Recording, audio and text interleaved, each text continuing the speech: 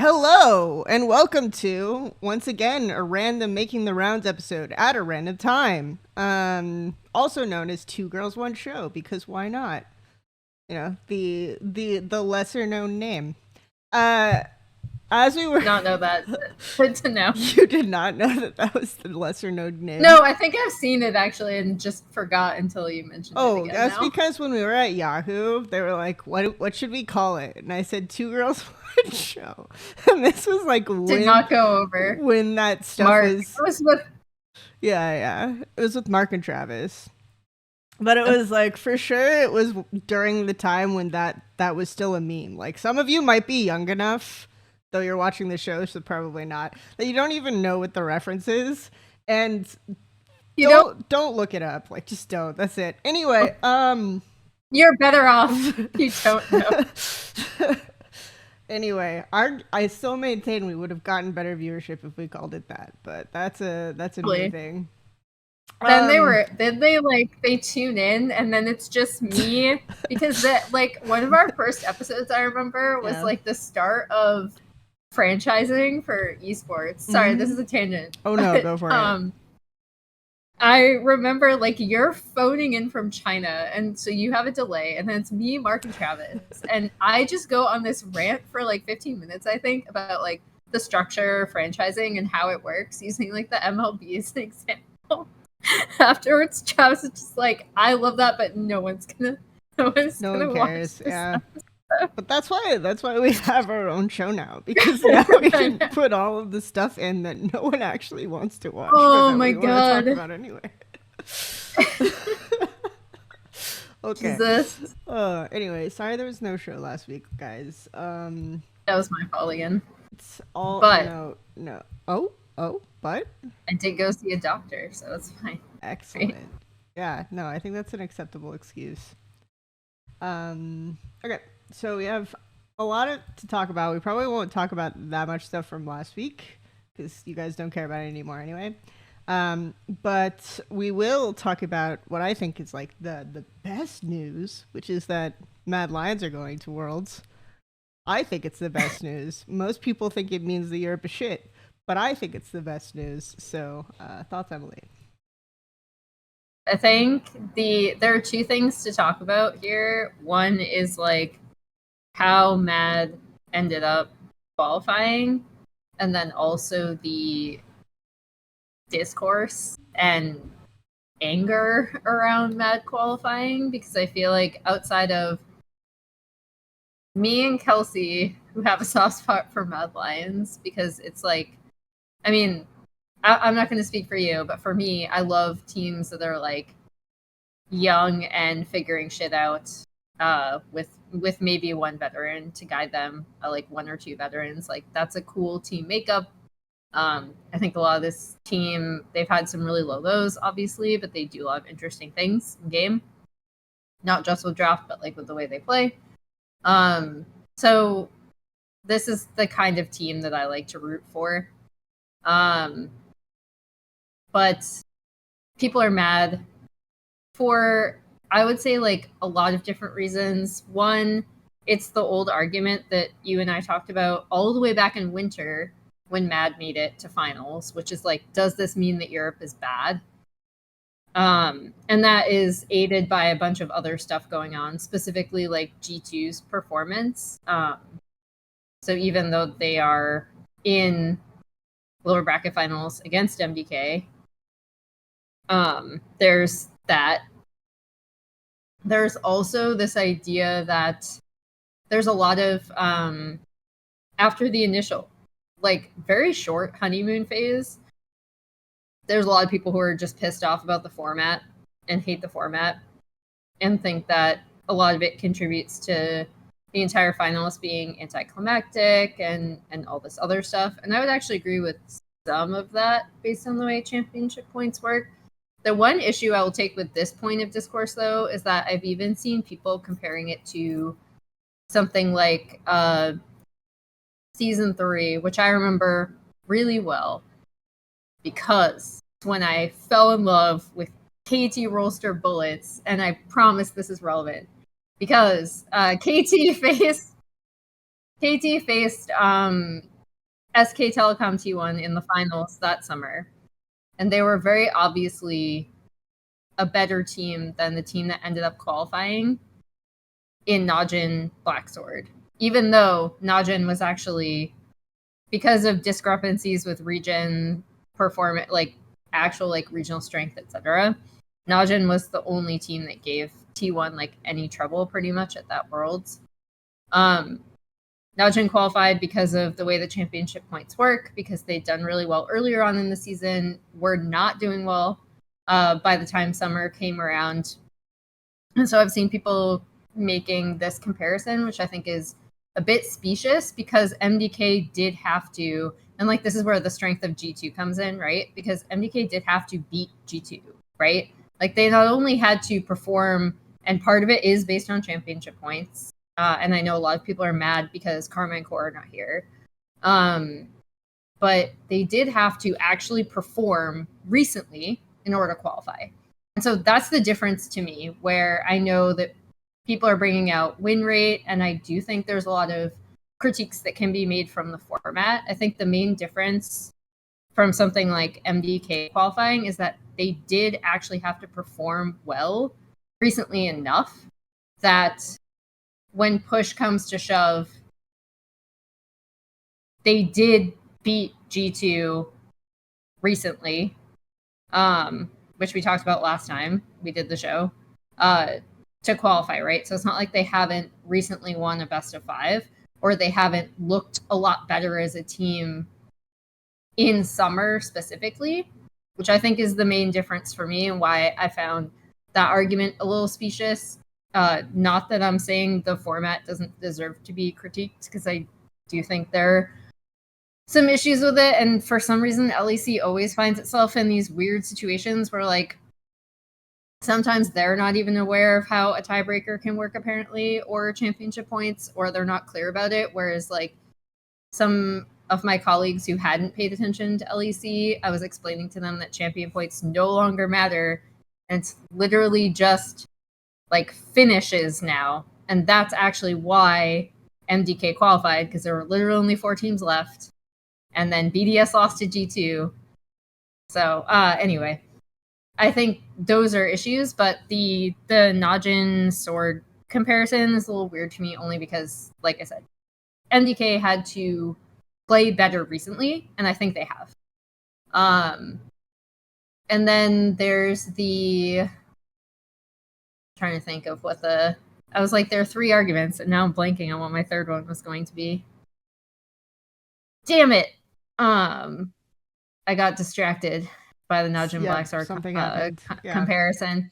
But it's early in the morning, guys. I mean, but yeah, I think. Okay. Go.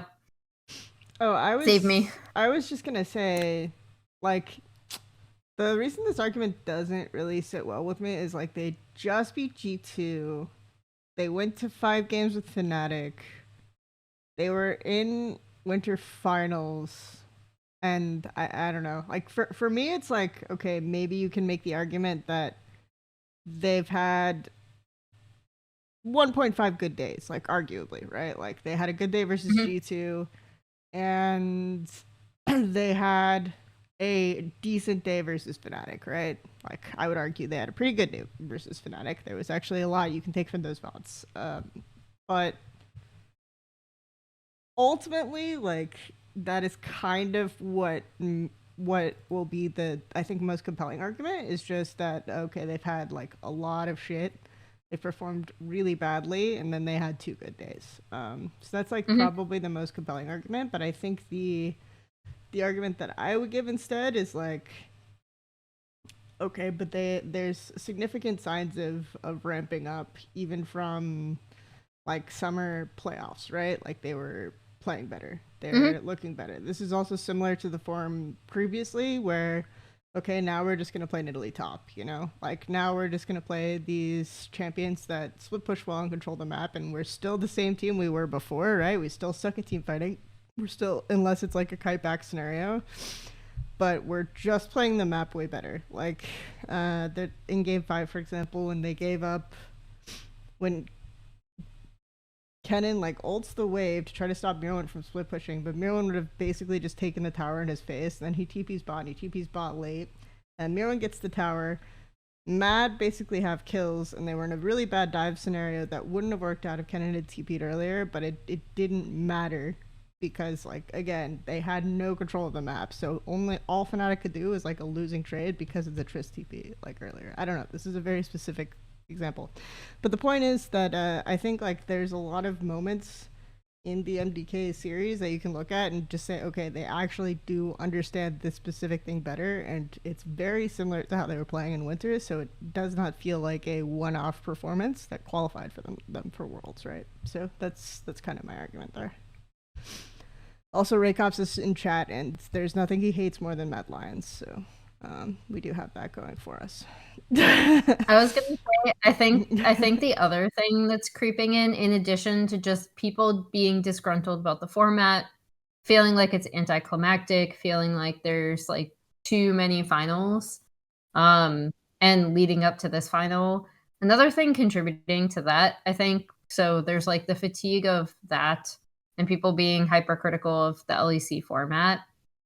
But there's also and we're like 2 years into this, right? So there's also the overwhelming, I guess, distrust in Mad to do anything based on the team's prior performance at Worlds. I also think that's seeping into a lot of people's anger about them qualifying, which like isn't particularly fair to this specific Mad Lions team because I'd argue that they're actually really different. Whether you think they're like better or worse than last year, I think this is a very different team. Because they changed out so many members, but also just the way that they play is different. So I think they should be treated differently based on, again, what they've accomplished or not accomplished this year, which is kind of what we were talking about before. But I also do think there's just contributing to all of this is a general dislike of the format and how anticlimactic everything feels because of G2's prior performance. The fact that G2 don't look super sharp as the team's default best, as the region's default best team prior to a large international tournament. And again, if G2 go to Worlds and do super well, none of this matters. Like, you know, people will just literally forget how mad a lot of people were at what's going on, I think. But because G2 looks shaky now, I think it contributes to the overall, like, EU sucks, we're not going to do anything, and we're sending a team that has historically performed really, really poorly at internationals in the past. So it's contributing to kind of this ongoing negative feedback loop of LEC sucks based on prior performance, which again, I think is a bit unfair considering how different this team is. Yeah, I mean, we probably don't have time for this tangent, but definitely I have an issue with people forcing narratives from past teams when the roster is completely different. And in defense of fans, it does kind of suck because there's so much turnover that it's literally impossible to have recurring narratives unless you force them. So, yeah, good times. We did address this. Raycops said the format needs a bachelor's thesis to calculate points and who qualifies for what. Yeah. But we did talk about that. It's basically just finishes that matter. So in fact, it is quite a simple way to calculate. It is not that complicated. It's just that there have been so many overhauls and changes to the format that people don't remember what it is anymore. So good times. I mean, that is like another one of the frustrating things, right? Is like people were still like, oh, it's because of championship points. And I'm like, no, literally, once you get to season finals, it's just finishes. Like, that's it. It's like NA in that way, where like you finish top 3, you qualify to Worlds, and then seeding is based on performance as well. So it's actually not like LCK or LPL where they will qualify one team off of championship points, but I would say they can do that because they play so many more games, and if you're qualifying off of championship points, you will have had to have a very consistent performance throughout the year, and it's also very heavily weighted towards summer. Yep.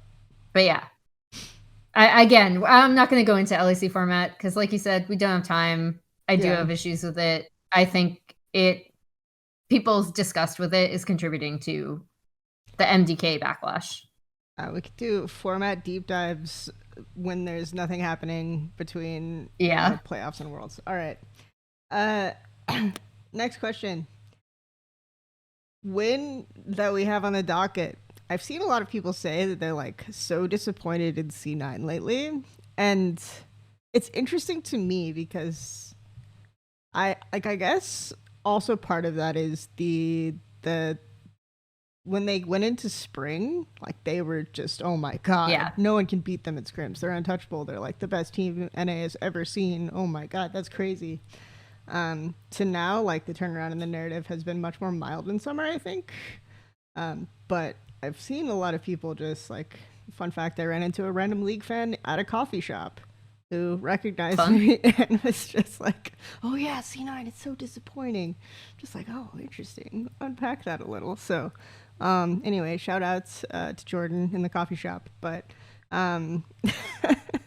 let's I want to hear like your thoughts. When is C9 disappointing? Like when can we call them a disappointment? So for me, the things I'm disappointed in C9 with, like, about, aren't anything new and are problems I had with the team previously, even in spring, before they made the top lane change. And it's one of the reasons why you and I were very adamant about the fact that changing out their top laner would not solve their issues, right? It would help in terms of, I do think Thanatos' laning has given them a massive pressure point that they've been able to play around outside of lane swap situations. So if they're in standard lanes, it's still very much like Blabber playing around, pushing lanes, and their lanes just doing really well because they're strong players. And I also think that's reiterated in, and this is not like a criticism, it's just adding Reaper only adds to this philosophy that, and he said this publicly, basically, where if you have 5 strong players, the expectation is that they continue to improve individually, and you'll be able to play better as a team automatically. Which again, I'm not like siding one way or the other with it now. I'm using it to describe how it seems like the philosophy of C9 was only doubled down on this summer, as opposed to changing the way that the team played from spring to summer, right? Like it's basically like, let's do the things we're already good at, but even better. And I think some of the meta contributed to that as well. But when I look at this specific series, I'd say the most disappointing thing for me personally is just to clarify, the C9 Fly series is what she's talking about. Yeah, C9 Fly series. Sorry, I'm really bad at that. I need to work on that in casting too, identifying things more directly so that people know what I'm talking about. The most disappointing thing to me for this team is that when I look at what I was excited for, I was excited to see if Blabber and JoJo could become like a really good mid-jungle duo. I had my doubts about it just because of the way that both of them play. Not that they're not both really good players individually, because they are, but in terms of like resources, in terms of how they're going to necessarily play with each other for the map, I was kind of excited to see like maybe it clicks, right? Like maybe it's lightning in a bottle. And while I think they improved together towards the end of spring, beginning of summer this year, I don't think we ever saw that the kind of synergy that I would have wanted from those two, like especially given what good players they are. So for me, that's my personal disappointment, which I don't think anyone's talking about, and no one cares. Maybe no one cares. But I think the other thing that makes this super disappointing is that, I have the drafts up right here from when I was taking notes. And I did watch your players episode, so that was fun. Or was it the pros episode? Pros, yes. Pros. There you go, yeah, it was fun to talk about those guys about it.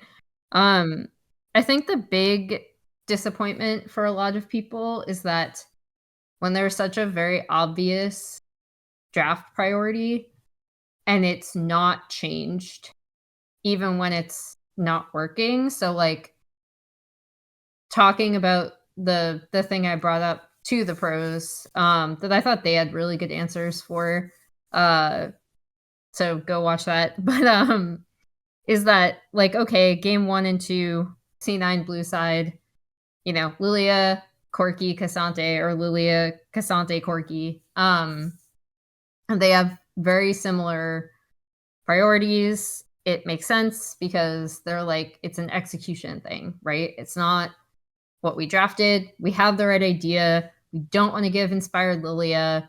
This is what we're going to do. And then when those sides switch, they draft themselves into a hole and end up going with the Mumu composition in the third game. And then when they're back on blue side, they continue with the same strategy, right? So they're very stubbornly being like, no Lilia for inspired.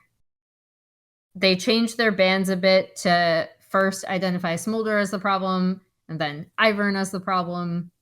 And I thought FlyQuest just showed themselves to be a more flexible team, which is you could kind of already see coming based on, and we talked about, I sided a little bit more with this composition than you did. I know you did not like it as much as I did. But I liked their confidence to draft the Neela comp that they did in C9 game 2, even with the fact that had seeding. It had seeding repercussions when they faced each other in the regular season, right? Like if they had won that series, they would have finished top 2. So they ended up losing. It was a very risky composition. They made a bunch of mistakes around it early. They'd have like one really good execution of it, and then someone would get caught out and die, specifically Buppo, and it ruined Inspired's jungling a little bit early after they'd set it up super, super well. And they had a lot of moments like that where like you'd look at that and you'd be like, okay, maybe this is also execution. So it's a balancing act between what you're drafting and execution. And then going back to their playoff series, I thought Fly had way more answers, and also they completely understood what C9 did not want to give them and played around that. And additionally, I think the interview between JoJo and Inspired at the very start ended up being really funny and a harbinger for what the series became, because the two of them were both telling Jat that if nothing happens, we win, right? Because we're better. And I think JoJo was the one that said it first, and then Inspired was like, no, like that's just not true because you guys have no idea what to do mid-late, essentially. And we do. And I think that was always the case based on how C9 played. And I think when C9 were not able to make better decisions around some of their early game prowess, or not get off to as insane of leads as they previously had been able to get, I think it showed in how FlyQuest were able to respond on the map, and their team fighting ended up being better, and their map movements ended up being better. And despite the shaky series against, or like shaky as in a FlyQuest win in season and in playoffs looked shakier. I feel like the two of us have always been more on the side of like FlyQuest might be smarter than you think, even when they're making mistakes. They're very obvious and easy to point out in terms of back row play. And I also think that showed in this series as well. But for why people are so disappointed, I think it's because the draft prio was so obvious and their refusal to pivot was also very obvious. And when it's kind of the reverse of why people thought C9 was going to be so powerful going into this, right? Because when they win, they look so dominant because of the way that they win. But then coming to this draft, because so much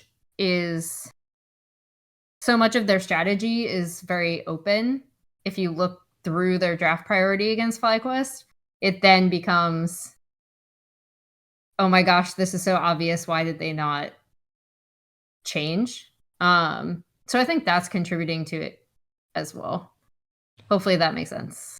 Yeah, and I was actually surprised that in your like I did like the pros episode, and I won't talk that much about draft because you guys talk so much about draft, but I was actually surprised that was the main focus. But again, that's gonna be my surprise all the time is that draft is like the main focus, the thing that people focus on, because their comp had like clear win conditions, and I think we'll probably talk about this in a little bit when we get into like the meta like champion pick discussion. But for me, there was like very clear win con in their draft, even if it wasn't like working for them at the time, right? And a lot of it comes off of vibes and changing strategies between them. But the big thing for me is just the way that C9 played mid game macro wasn't even that bad. It was just predictable, I guess, if that makes sense. Like they played, we're going to push out this side lane, and then we're going to look for flank, and then we're going to, because we don't have sides pushed in this instance, we're going to try to force mid, and apparently Amumu isn't as tanky as we thought it was. Anyway, the like there are a lot of those moments where it was like, okay, they're doing like from a framework a correct play, right? But FlyQuest kind of are predicting it well and countering it better, if that makes sense. So it was like, for me, that was a lot more of what was causing the wins and losses. And also just you would get to fights and it was just clear they were not comfortable in a front to back scenario, right? Or as comfortable as FlyQuest were with their champions and how they were playing. Like again, the Amumu felt kind of out of left field. So like you have multiple instances in that game where it feels like they've clearly not practiced Amumu that much as a team because we're engaging at really awkward moments and dying instantly, you know?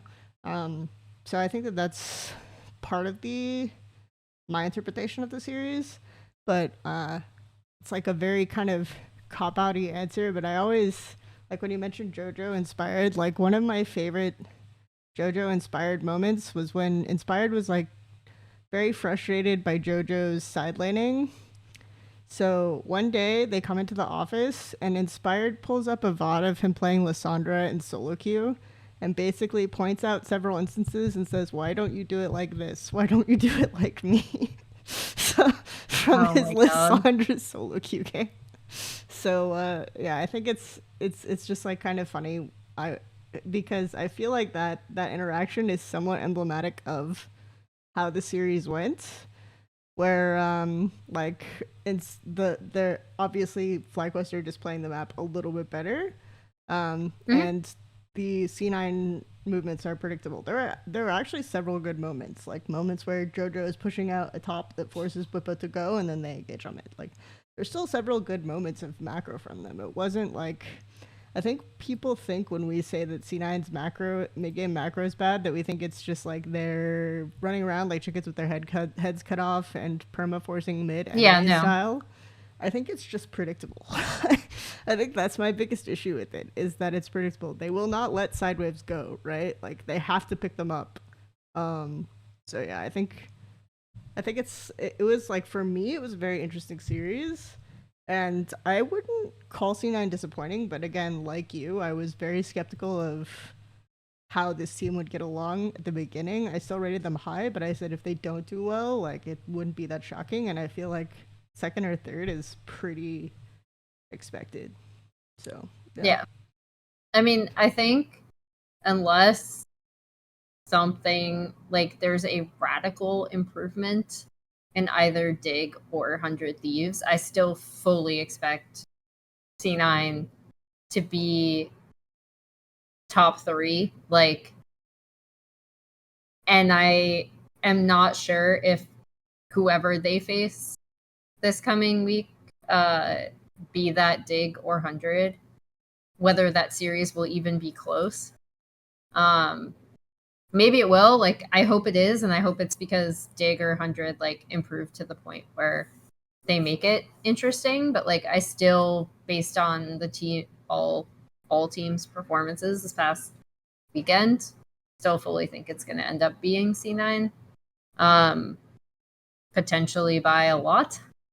The only other thing I'll say is, like, I think the thing with draft is, in terms of if your execution is still not working out, in particular, and once you get to the 4th game, I do think you probably need to change your priorities, because it has not worked out previously multiple times. But I also think the other part of that was really frustrating to watch was some of their team fighting, because there were moments where FlyQuest, just to your point, knew how to front to back a lot better. They knew team fight targeting a lot better. And I know people don't want to hear this because people are still like pretty down on Weibo, but I actually think a lot of that came from his Renekton. And that was a big difference maker in this series, because as good as Thanatos is in lanes, he does not look coordinated in team fights with the rest of C9, and he does not have the same wherewithal in team fights either. And obviously he ended up playing 4 straight Cassante games in this series. But I thought, yeah, you could also see it though, which is why like I'm even looking at his like lack of coordination with the team. I felt like you could see it in his NAR games as well, even when the rest of C9 was doing well, and even when they won those games. And I think part of that just comes from, again, being young, this being his first team, having to learn a completely new language, all other stuff. I think contributes to that, and hopefully he'll improve. But I thought that was a stark difference in their in both teams' team fighting, was just coordination and target selection from their top laners. Yeah, and also like to go back to draft, it's the reason why draft is so easy to talk about in a series is because it's really the only thing where you can realistically change.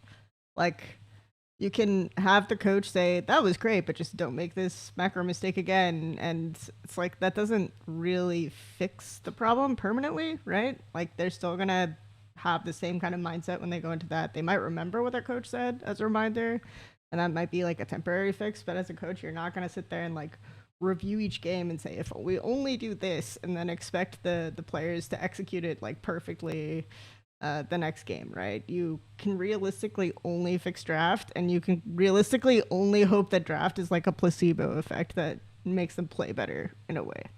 But at the same time, I just find draft boring, so you know, that's a me thing.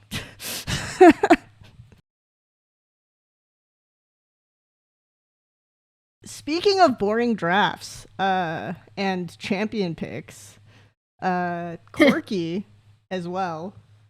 We'll do this one first because it's a better transition. But now that I've said that, it's a terrible transition, but that's fine. So there was a lot of Corki in the C9 series, and there was a lot of Tristana as well recently. But being an LPL co-streamer, I am taught to believe that Corki is uncounterable, and Yes. that Tristana is the worst champion on the patch. So I find it very just interesting because I was talking to an A player recently, and he was like, "Why are people like playing so much Tristana again? Like, why is it good again?" I was like, "Well, you see, in LPL it's shit." But I think it's like an interesting conversation as to like what makes champions powerful in the context of certain regions. And I think Corki Tristana is kind of like a good lens to look at because both those champs are changed. So curious your takes on like why Corki. Okay, actually, I should probably pull up numbers. It would be really useful. Yeah, I'm curious. So I'm curious to see because obviously, like in my mind, I think of like Xiaohu and Knight recently doing super super well in Corki, and then JoJo just losing 4 games. But I look at the LPL win rates a lot. I haven't actually looked specifically at the LCS one, but it's just so LPL Summer Playoffs Corki win rate is 20 wins, 8 losses, 71.4%. And then LCS 40%. So 4 wins, 6 losses. Obviously a smaller sample size, but it's a significantly looking difference, right? LEC season finals 58.3%, 7 wins, 5 losses. And then that shit region. LCK is going to be it's kind of even. It's 66.7%, 4 wins, 2 losses with the smallest sample size. So it's kind of like what we're looking at here. So it just seems, and again, you could say that the data is almost entirely skewed by JoJo based on the number of games played. But like the reality is that like I think the more productive, interesting conversation is that Corki is counterable and people are building Trist wrong, and that's basically it. So yeah. I mean, I think if you look at like, there's even pretty sure, the first game of Genji DK, Showmaker actually has a 4-0-2 record on Corki, whereas Chovy has a 3-1-3. Genji won that game, and then also one of the Corki games in LCK playoffs is Keen playing at top. I think for both of these champs, actually, I mean, outside of the build issues that you already mentioned, when I look at early picking Corki, unless you're going to flex it top into a specific matchup, you're looking at something that's the other team can very easily counter, right? Like when you early pick that something like, again, I know you find draft boring, but like again, C9's I mean C9's prio, if you're looking at them, because they're the biggest Corki offenders in terms of losing with it, their prio was Lilia Cassante Corki or Lilia Corki Cassante, if you're looking at the final game. And picking those things early in draft allowed for FlyQuest to be like, okay, we'll pick, the Smolder, and we'll have the Smolder with the Ivern. We will have something like the R5 Kaisa pick, which normally people will know I don't like Kaisa, but that I liked it in that Game 2 FlyQuest draft. The red side drafts for FlyQuest into the Lilia Corki Cassante combo, I thought dealt with that really, really well. And that's just part of it, is that if you're picking it this early, the opposing team, especially on blue side, the opposing team will have the chance to find a good individual lane counter pick for it, or just be able to play around it really well. And I think that is definitely part of how C9 lost. In terms of what Corki brings, and when I see people like quote unquote doing Corki wrong, I think if you're playing mid Corki,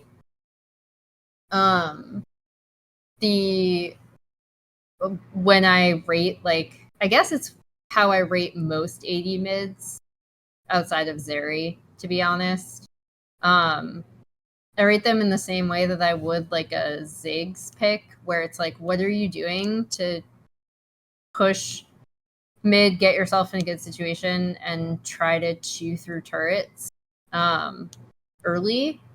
I think Trist specifically, just based on the way her kit works, is a little bit better at that, and you see it in stuff like the Trist Ziggs combination, which we also saw in LCK recently in the Genji DK series.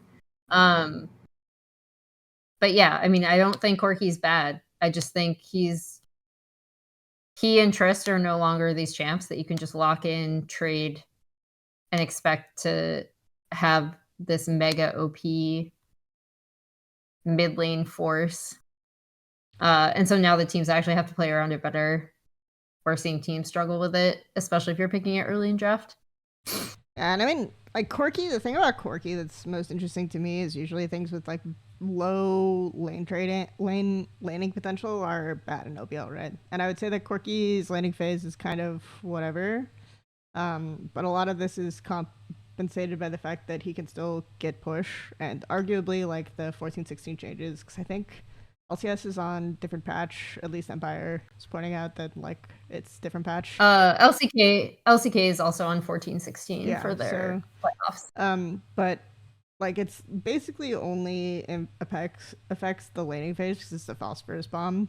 So arguably you could say that that's like part of why it's doing better in OPL than it should. But the changes for me are not like too significant in terms of how it's actually being utilized, because the Corki only feels oppressive and unbeatable when you get to make him anyway. In my opinion, like it's been losing actually a lot of laning phases in OPL still. And part of the reason why like you get the Smolder answer, you get the Zeri answer, even though I think Zeri's laning phase is pretty decent. Into Corki, you are able to just like have a free lane, right? Like it is just free at a certain point. So the argument is like, and Corki is also very difficult to punish, right? That's the other thing. Like Corki is safe. He will get to the mid game spike he needs to get to, and he'll be really strong. And I think part of the reason why Corki does well in OPL is because he's just so flexible in team fights. If you're setting up Dragon poorly, or if you're not like side landing properly, if you're not controlling the map, you can just brute force a Corki fight still and be fine, because you have so much poke, and it's not a poke that like requires a long standoff to use. The other thing is I think that Corki is worst matchups are mages, generally speaking, and LPL is just perma handshaking ADs. Again, like you can argue that that's a byproduct of the patch, but a lot of the mages are still playable into Corki, like Hui, for example, on 14-15, and we're just not playing them, right? So I think that that's also a factor, because you're getting mostly Smolder, I guess, if we're looking at the what we're calling the JoJo tanking Corki win rate series. It's mostly Corki losing to Smolder. So I think that that's also interesting, because it arguably like you're not having impact in that case. You're not having an impactful enough mid game as the Corki player to win the game off of that and make it so Smolder doesn't murder your entire family, right? So that's like the main crux of what's happening in that case. And of course, in LPL, we've had way less Mulder. So that's another one. Mm-hmm. Zeri, I think, is becoming more of an answer. As for Tristana, I think people just are not building her so that she does damage. I can't tell you how many times I've seen like Bork BT 1-2 Tristanas, and I'm just like, what do you guys think is gonna happen here? Like, oh, I can't die, it's all good. I remember, yeah, there was on stream like someone actually built GA like fourth with that, and I'm just, why? Like, what are we doing here? So I think that like if you mix it up, you throw an IE in there, you do whatever, right? It's a lot. You're going to get a lot more damage out of the Trist, which you should be spiking and compensate for the fact that you're not just like hard winning mid anymore, or that you need more jungle attention to win mid now. And I mean, I think you see like this may surprise people.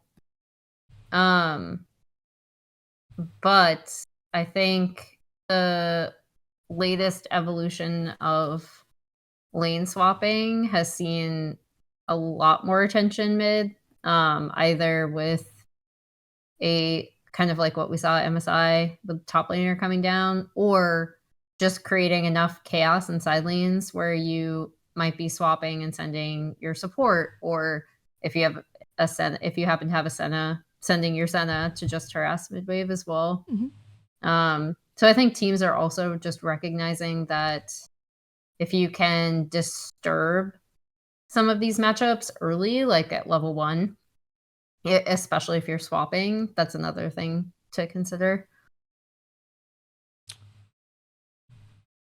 All right. So, but you know, that's obviously Corki Tristana. That's old news. You know, that's no one cares. No one cares. The real hotness is Nasus versus Garen, obviously, and why those chips exist in the mid lane in LCK.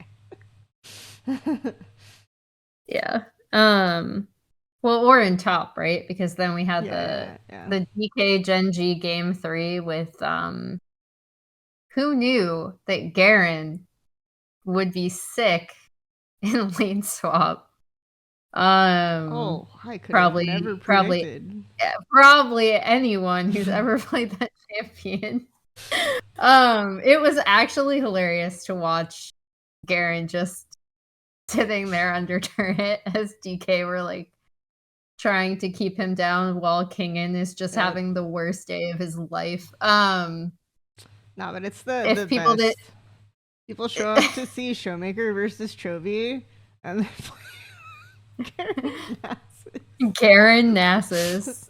That's when you know science has gone too far, for sure. Yeah. What happened to the game I love, right? I mean, the Garen was something that I'm not sure if it was as soon as Nasus started getting played, because Shanji, I believe, was the original Nasus truther. And then Qing Tian played it. I remember, I should probably look this up. There were at least like 4 terrible Nasus top picks in LPL that were terrible in draft before there was a good one. So yeah, it's been a while, but they've been playing it off and on throughout the summer season. Yeah. But the mid lane, actually think mid lane Nasus is better. You get like a more chill laning phase early, and then you actually win a lot of the matchups.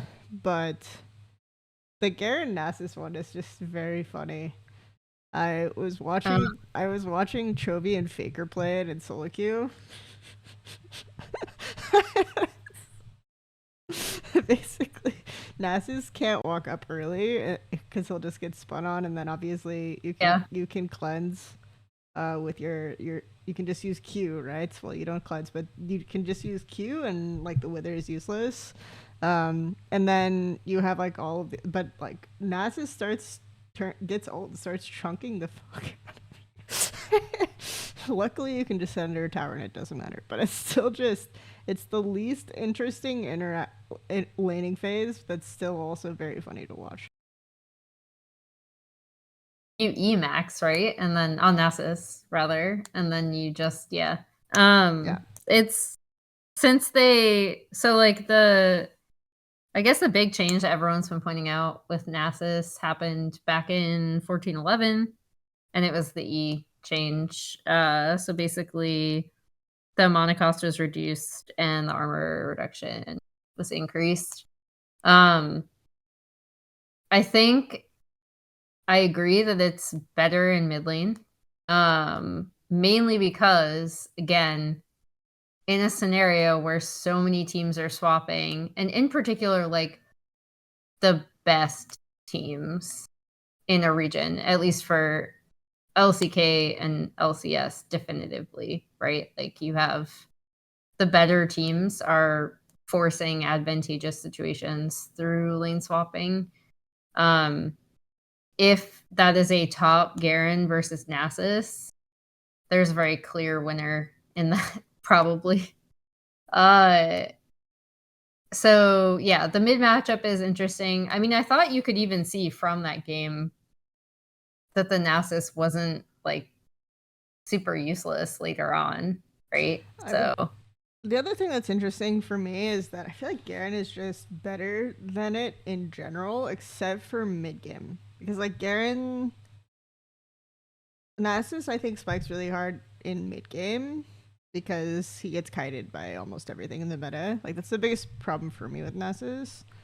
And then he doesn't even win that much split push threat, but like Garen obviously just becomes Garen. And like I don't know. It's just to me it should be so Garen favored in most of the game, but obviously the LCK players think it's a good matchup. So whatever, it's chill.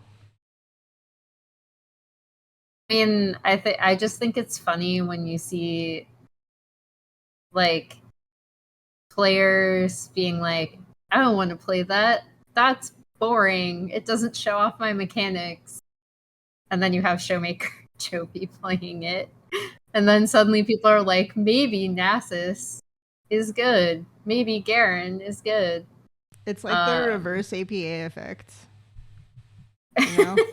If Chovy plays a champion, everyone will play it. If APA plays a champion, no one will touch it for like 2 years. Everyone think it's bad, even though it's like super OP, like Ziggs or Acel. Yeah, that's actually really funny. And so sad.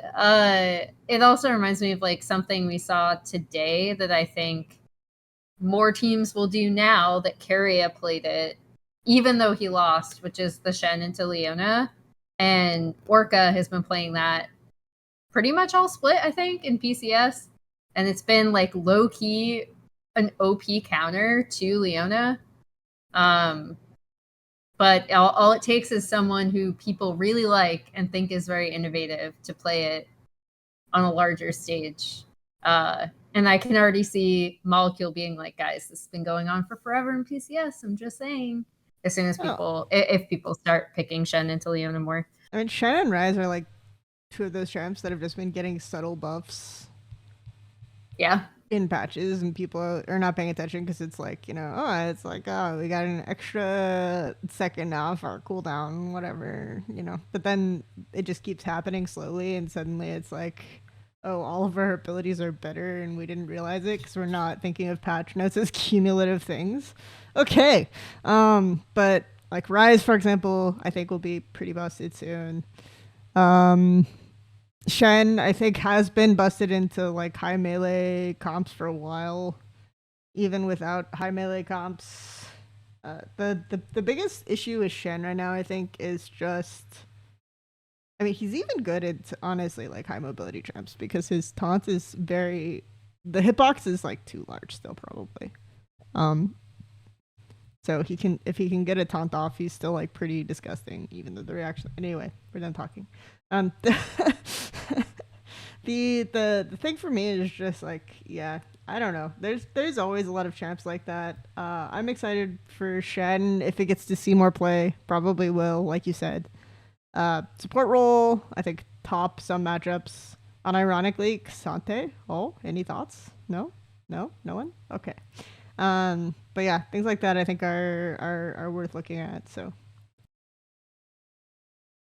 this, if there's one kind of interesting thing, and I know I'm preaching to the choir with Kelsey, but maybe not to some of our viewers. Maybe though, because we have a very small audience, and most of them probably are at least familiar with NACL.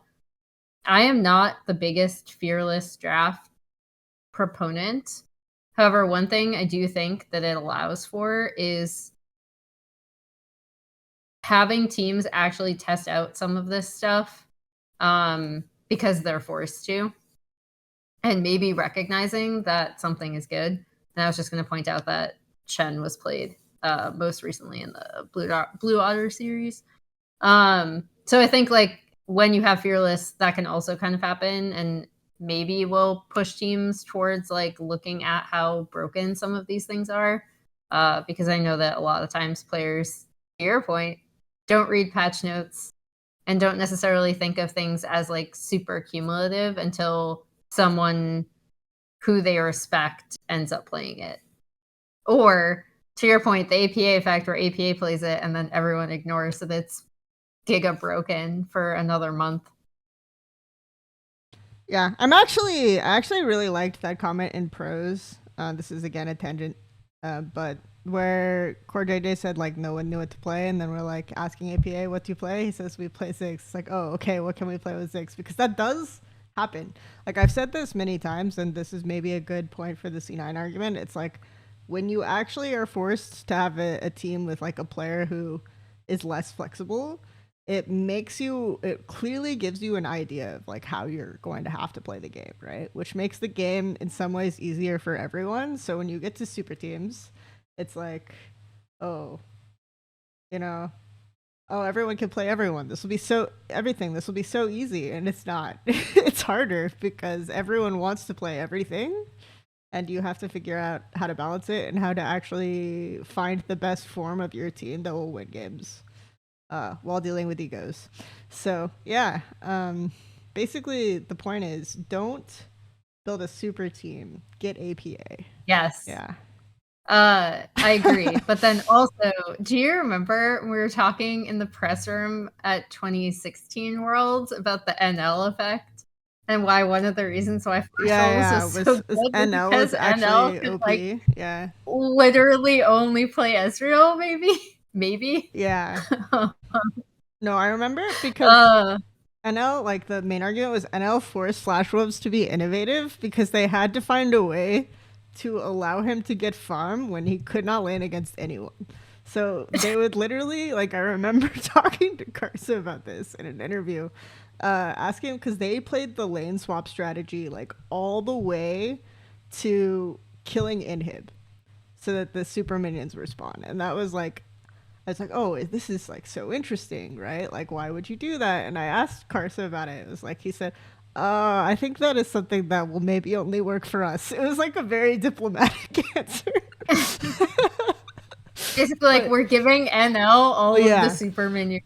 But you would watch, and most people would think, okay, so like, why isn't Maple the one in the base like getting the supers, right? At that time, because Maple was like considered so good, and obviously he can carry the game, but it was like, no, we just need to get NL farm. So anyway, but Flash Wolves were arguably like the most innovative team of their time, in many ways, and it's all thanks to NL. Having to see when you approach the game with like a solution oriented mindset, right?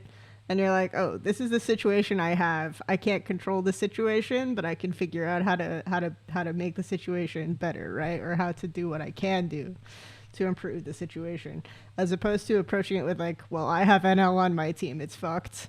Then you get way better results. Oh my god. Good times. We've mentioned both NL and Najim Blacksword in this episode. Oh yeah, I mean, you could tell. Really dating ourselves here. Yeah, good times. We should just like I have threatened this basically my entire career is just like only stream old League games. Like now, especially, I think it's even more crazy because I started thinking about doing this in like 2014, right? So that would have been like 2011, 2012. But now I could go back and do 2011, 2012 in 2024. You know, this is the vibe. Anyway, uh, so we talked about good. We talked about patches. We talked about LPL doing crazy shit. Speaking of LPL doing crazy shit, Weibo Gaming Uh, is in the as a grand TES final. enjoyer, I'm so sad. I am too. Emily and I were talking about this because obviously KT and Weibo lost, or TS lost basically same day. Um, it was same day. But they and Emily messaged me. You know, is it sad that I'm like more upset about TES? No, because you just don't get your hopes up with KT anymore. You just don't. So it's fine. My expectations for them Yeah, yeah, are low. yeah. I mean, obviously mine were not because KT's gonna make worlds still. Obviously, You're the true KT yeah. I believer on believe this if podcast. if we know that if it works this time, we know that the real reason KT hasn't made worlds is just I haven't been a KT fan. So yeah, that's the difference. Anyway, We'll test that out this year in regional qualifier. yes, exactly. But yeah, so I actually had a couple people message me this. It's like you thought there was like very low chance Weibo would make the final, and now they're in the final. Like, why are they in the final? Uh, and I think that that's a much more interesting question. It's just why are they in the final? Like, what did they do that made them better? So yeah. I mean, the BLG,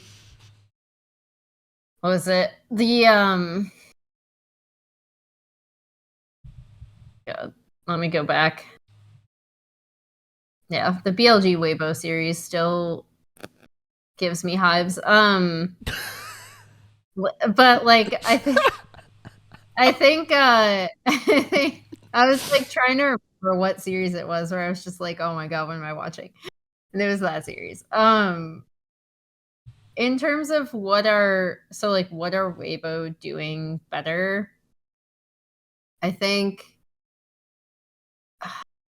I still think if these teams meet super frequently, TES still takes it. The main differences to me in terms of the way that this team is working is that I think they found a good spot for Tarzan, where if they end up having pushing waves, he can kind of do his farm thing and carry. And I think also a big thing is that Xiaohu is just performing better. Because like previously, in particular with Weibo solo laners, but like the way that Tarzan likes to play, even on stuff where he is setting up more like on the Maokai, I still think of him as kind of a really, really efficient farming jungler, as opposed to a jungler who's going to either drop camps or like not time camps perfectly in order to get his lanes ahead. With both, like even when Breathe came on the team, I didn't think he was performing super well. I thought Xiaohu was performing pretty poorly at the beginning of the split. And even though Light was kind of consistent, Crisp was also all over the place. So it was like both of their solo laners were struggling. Crisp wasn't, it took, and I'd actually even argue that I don't think Crisp and Tarzan are super synced up even now. But it's better. Sorry, It sounds like I'm like dunking on Weibo super hard, but I think the biggest difference to me is that their solo laners are performing better, which is always going to help out a jungler like Tarzan, who is a very efficient farming jungler, and can carry. And I think if they have a chance to beat BLG, like that's kind of how it has to happen, because otherwise I think they're outmatched in a lot of situations, especially again in their solo lanes, which is where I think they've shown the most improvement throughout playoffs. So yeah, I mean, for me, how it happened was just a massive improvement in performance from both of their solo laners, which then allows Tarzan to kind of do his thing. Because I actually don't think Light has even been that bad. But if the rest of the map collapses around you, there just really wasn't much he could do. So now that the team isn't like, now that, mid lane isn't getting shoved in or like being this massive black hole, and, they have a more stable early game, I think that's allowed Light to shine in a lot of these team fights where people are taking notice of him and being like, oh, actually, this guy is performing pretty well. So I think the rise in sentiment around Light is also happening because the top side of the map is performing a lot better. But if you're asking me like what the difference is between this Weibo and previously, especially when they were like absolutely struggle life in earlier this split, even with Breathe and Tarzan coming onto the team, it would just be like a massive performance in topside. In particular with Xiaohu and Breathe. Croc Diff. Yeah. But I also think that makes it a really tough matchup for BLG because I think Knight and in particular Bin will just like kick your face in. So it's because Breathe is a better Renekton player than 369. It's Croc Diff, honestly. No, I was actually I don't know, like I was actually losing my shit. I just was making memes perma that entire series about Renekton. The crockening, Croc. The crockening. It's the crockening. My favorite. Honestly, Croc has so many like fun rhymes that you can do a lot. You can do a lot with it. It was like my Twitter just had so many Croc memes just like the entire time. But it was funny because like obviously KT had just lost with like the Croc double down and everyone was criticizing them.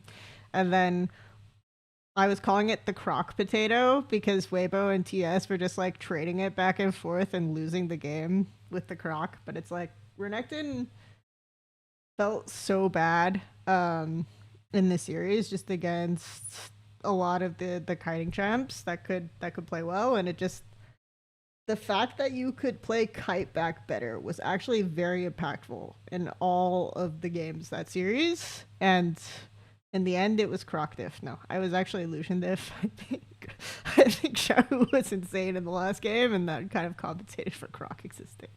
But I don't know. It's just very always fun to see like players be really, really. Like, usually the reason why teams think a champion's really good and it doesn't perform well on stage is because it does well in lane phase, right? Which Renekton is the epitome of that. I was talking about in the Weibo LG series that, like, the point of Renekton is not to do anything in mid to late game, but it's to guarantee 6 grubs. Because if you have Renekton, you basically guarantee 6 grubs, but LNG Weibo were not even playing for grubs when they had Renekton. And that changed for this series. At least the team with Renekton got grubs, so they had that going for them. But no, I mean, I agree with a lot of your sentiments. I think the biggest one for me is Xiaohu. Xiaohu, his entire career has been the Spring Tiger. So, he just decided, what happens if I have the worst spring in the history of mid lane? And then maybe in summer I could perform better. But no, I mean, unironically, like, even though I'm kind of memeing it, I do think players think about things like that a lot. especially if they come to you in meme form, right? You're kind of forced to think critically and think, okay, am I really like performing way better in spring, right? Am I burning myself out, you know, and then having a trash summer? I think this is actually a real thing where it's like you hit the ground running in spring, you put so much effort in, and then when summer goes around and it's crunch time, and you have to like clutch up, you just don't have it in you anymore, right? Like it's a very long season, you haven't had a break for a very long time.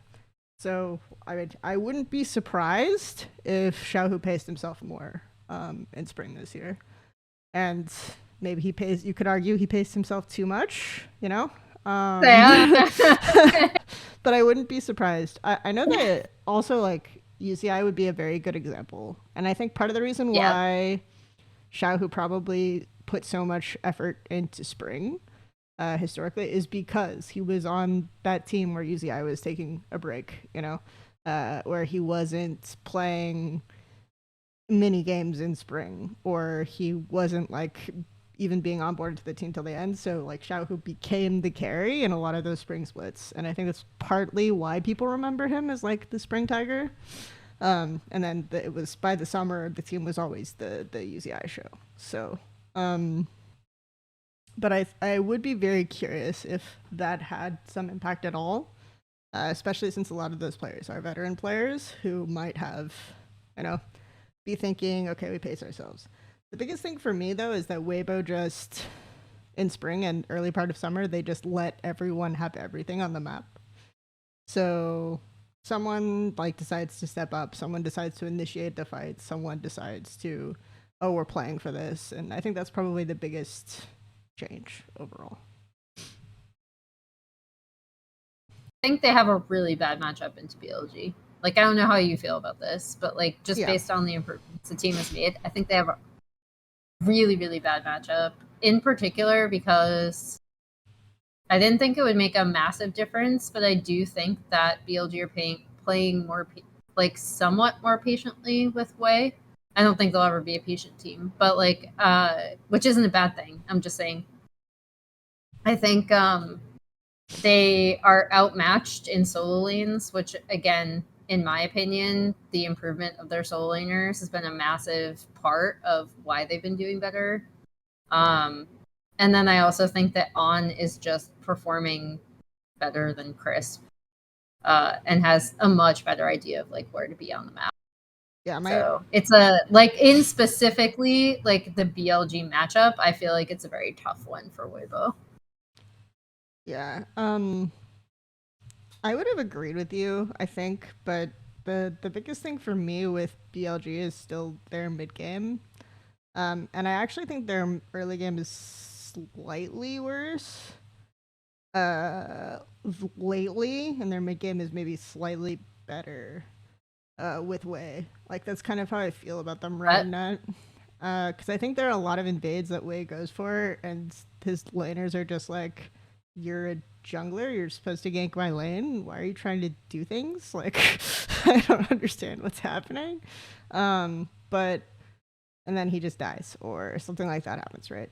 The other, I think like their mid game is like slightly tighter as well, in terms of we have a lead, we're not going to throw it on some ridiculous like overplay, and maybe that's what you mean by patience too. Yeah. But I think like when I was watching the Weibo LNG series, like Weibo is actually consistently getting ahead of LNG, which is why I thought LNG actually had a good matchup in the BLGs, because LNG will just pick for stronger lanes, right? Stronger 1v1s and then win the lane phase.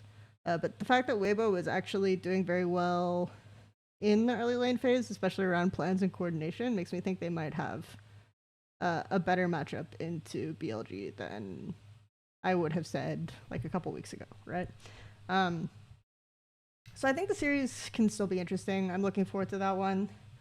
Obviously, I cannot co-stream it live, but I will be doing VOD review around this time of it tomorrow. So, yay.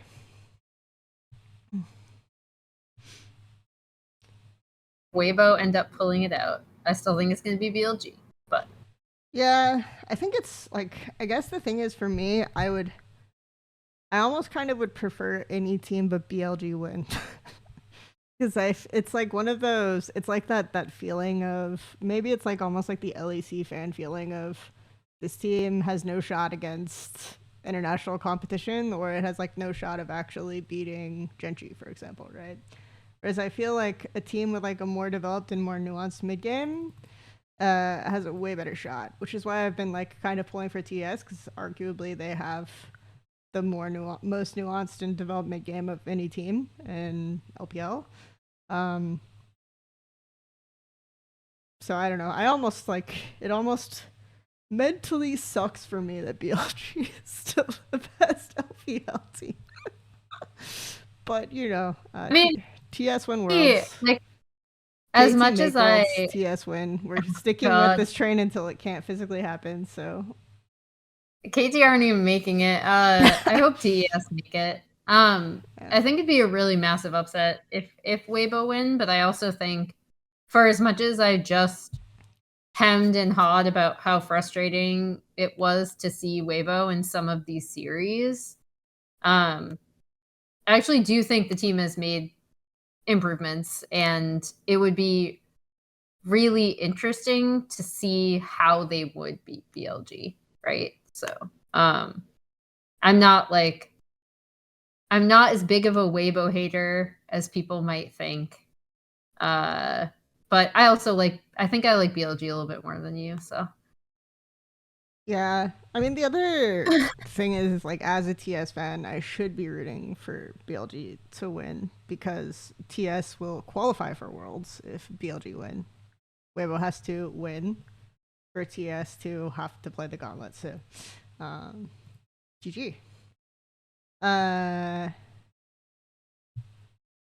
Fun. Anyway, I think so that's like those teams in that region.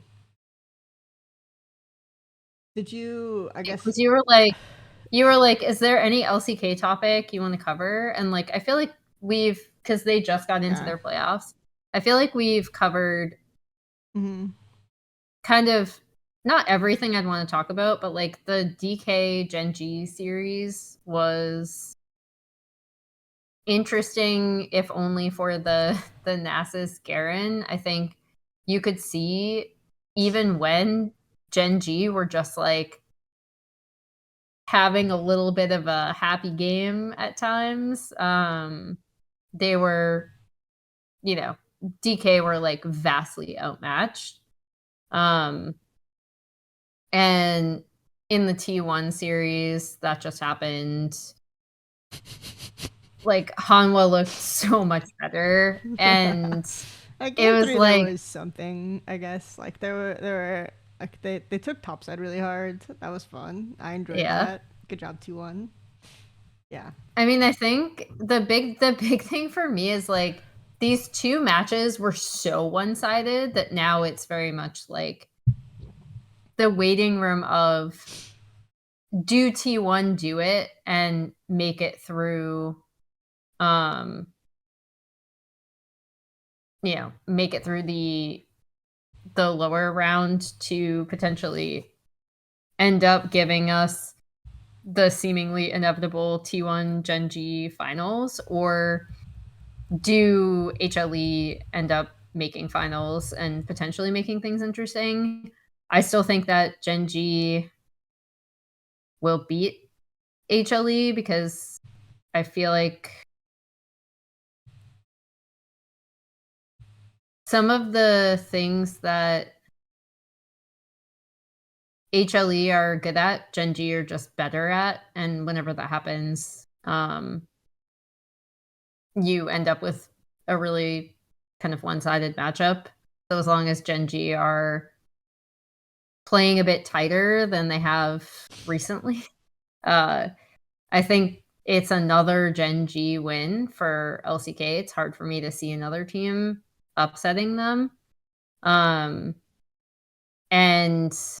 these two matches were just so one-sided that it's really difficult to see outside of, again, like a lot of improvement from either DK or T1, another team making it to finals. Like obviously we know the pedigree of these players, so it's not out of the realm of possibility, but in their current form, it's really hard. And so looking at especially this past series, the one that just happened, I'd say the most frustrating thing for me was how uncomfortable T1 seemed with these Ziggs compositions.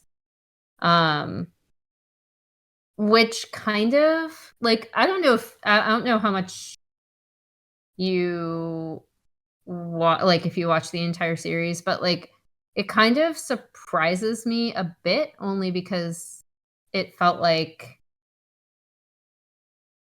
that would be up their alley, right? When they lock in Ziggs in the final game, because it's another kind of pushing lane that they can play around, where again they just chew through turrets early and kind of spread that influence around the map, which is something that I think T1 have been pretty good at when they played like 2v2 bot lanes, when you think of when this team was like the best team in the world. So that was kind of sad to see for me anyway. Was them seeming to struggle to pilot that a bit. But yeah, I mean, it's hard to talk about these series in a similar way that it's hard to talk about, like, for example, TL versus 100 Thieves, just because the gap between the teams just seemed so wide that it's really tough for me to see either T1 or DK ending up making a lower gauntlet run without like significant improvements. And again, I could be wrong because the pedigree of these players. I feel like T1 fans are gonna come in the comments when T1 inevitably make it to finals. But like based on these two series, it's really difficult for me to see anything but HLE Genji. They're not making worlds. KT are making worlds, so... Oh my god. Stop. They're obviously not making finals. Yeah. Anyway, now that we've had Nicole Kidman's expert analysis of LCK, we can... Actually, I'm curious. So that thing was, first of all, hella fun to do. But then second of all, I'm curious because we used it as like an LEC promo lead-in, right? So like LEC ends, and then we play that. I'm curious how many people in Europe even got that, what was going on. Oh, the reference? No. I mean, they play it in... if it was a reference. No, they play it in cinemas in the UK, at the very least. Okay, good. So, yeah. That was actually the first time I saw it. I was in the UK watching a movie, and... I saw the Nicole promo. Anyway. My favorite part was Twitch chat already knowing the, because like every time I've gone to theater in the past like year and a half now, I think everyone has known that promo line for line.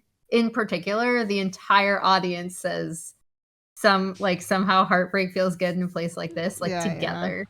Yeah. And so it was fun to see Twitch chat doing the exact same thing when we ran that promo at the beginning of the day. Because here they are. They are. My God. Also, the dabbing was from me fooling around when I thought filming was over. I'm just saying. Okay. I mean, you should have just... I was going to say, like, maybe it would be better if you just played it completely straight, no dab. But yeah. So I don't know. I'm contemplating. Also, by the way, guys, the most important thing about LPL finals tomorrow is that it is on Friday, and we know what happens on Flat Fuck Friday. What happens? I'm playing the song. It's Flat Fuck Friday. Nice. It's Flat Fuck Friday. You fucking Best can't hear it, so I'm not in Twitch chat. It's Flat Fuck Friday. It's Flat Fuck Friday. You fucking losers. It's What Fuck Friday. It's What Fuck Friday. It means it's crocking time. Anyway, like they're Sure it will be. yeah, it's crocking time. Breathe and Vin. It's Yeah. definitely. It's definitely the crocketing will occur. Suddenly Renekton will be the most OP champ in the game. So we've got that going for us. But yeah, I think, like I said, sorry, can't stream tonight.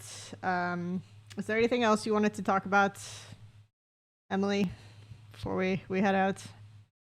Huh? Coming out of yeah. Coming out of We'll yeah? see how I'm wrong next week on another episode making their rounds.